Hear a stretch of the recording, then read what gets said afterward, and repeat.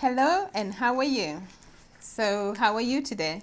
Today is another day, it is another week, and we are still on this topic of racism and why racism is actually something that's not good.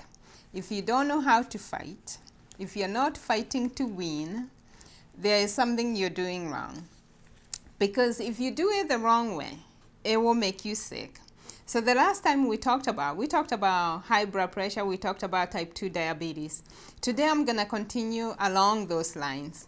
I will talk about, and I believe I've talked about this before, primary hypertension, which is the one that they call idiopathic disease. And idiopathic means a disease arising from unknown causes. So let me tell you one of the known causes according to me. Stress can cause you to have high blood pressure. The medical world, they say that they don't know what causes it, so they call it a disease arising from unknown causes. Now, there is also secondary hypertension, which they say there is a known cause because we know that the endocrine system is out of whack. But we've talked about this before, and we trace the endocrine system back all the way to the brain. And we know that it too is caused by stress. So let's talk about primary hypertension. Primary hypertension is when you have stress in your life, and stress is anything that's bothering you, anything that's worrying you. Well, experts are still trying to figure out the relationship between chronic worrying and hypertension. If you have listened to me, you already know what's causing it. So when people have anxiety in their life, anxiety is actually fear. When people, and anxiety can even be caused by being stuck in traffic. Because, when people are stuck in traffic and they're in a hurry to get to work, they are afraid of something. They're probably afraid that they'll get to work and the boss will get upset with them. Maybe they'll get fired. So there's still a fear there. You will find that actually being stuck in traffic can cause high blood pressure. When people worry about being hurried at work, there's deadlines to be met, those kind of things. When people are worrying about sickness, say like worries about COVID-19, being stuck in the house, losing work, losing money, worrying about being sick or even dying, that can cause high blood pressure and other bad things. Worrying about your family, worrying about the husband, the children, worrying about finances, family finances, worrying about even the murder of George Floyd, or the killing or the murder, whichever you think, whatever you think happened, whether he got killed or whether he got murdered, that worried a whole lot of people. So stuff like that. So we worry about so many things, and with George Floyd, you saw what happened after that. People are very, very upset. And the last time we actually talked, I remember telling you that you cannot get upset without hurting yourself. Life is not fair. And I would say that that's not fair. You are upset that somebody did something wrong to you, but if you get upset and that anger stays there, it's going to hurt you instead. So we have to know how to live life right, and what can hurt us and what cannot hurt us. We also have to know how to manage anger and how to use it constructively. Because if anger used constructively can actually be a force for change. So we can do that and not let life happen upon us.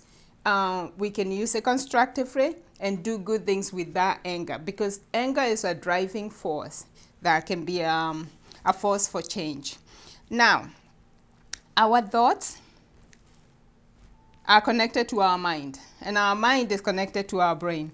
And actually, our thoughts are connected to our mind, to our brain, and they are also connected to our heart.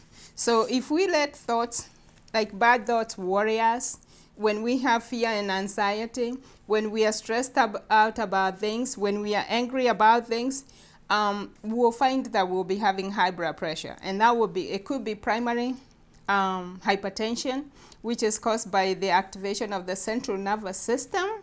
When you feel threatened or your life is threatened, you have that fight or flight reaction, where you feel like there's an enemy coming, you need to gear up to fight the enemy or run away from the enemy.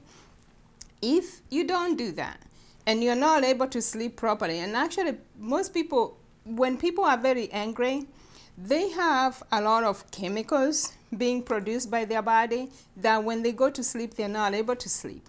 They're tired, they want to sleep, but they can't sleep because there's so many thoughts coming in their mind, and with that, they lose their peace and they're not able to sleep. The other thing, it could be also fear, which is anxiety. Anxiety can make you not sleep well. And when you don't sleep well, the endocrine system is going to be affected. And this is where secondary hypertension comes in. So secondary hypertension can make you very, very, very sick because it affects the endocrine system. And we know that secondary hypertension affects about 5 to 10% of everybody who has hypertension. Primary hypertension, on the other hand, affects 90 to 95% of people with high blood pressure.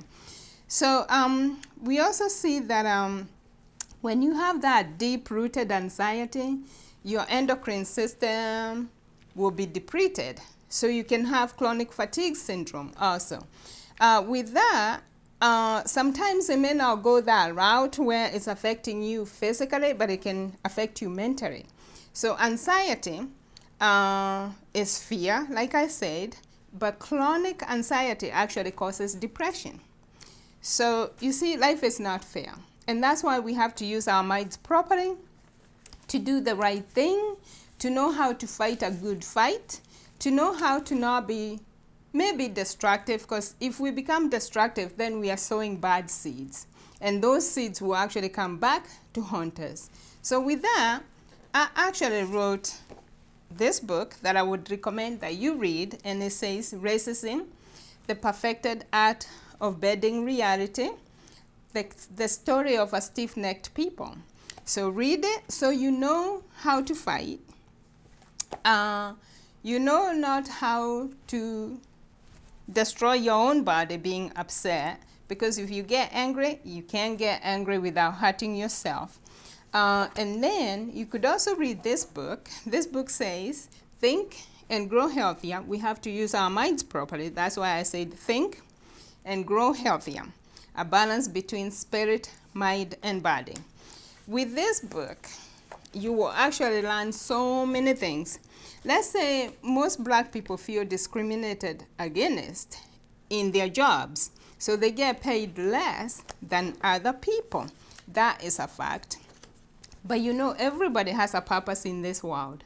And if you use your purpose, you can actually, a job can be a temporary thing, something you do just to pay your bills until your purpose in life can become crystallized and you can start making money through that. Most of us are chasing our dreams, and actually chasing your dream is a very, very difficult thing to do. It's harder. When you chase your purpose, and your purpose is your calling in life, is so much easier because you keep getting better as time goes on. You just improve on your skills, and your skills actually come from God. You're born with them. So you actually have money in the bank. Black people, stop complaining. Learn how to start your own business or become an independent contractor. If you don't know how to do that, I urge you to read this book and then get in touch with me. Okay? Thank you, and God bless you.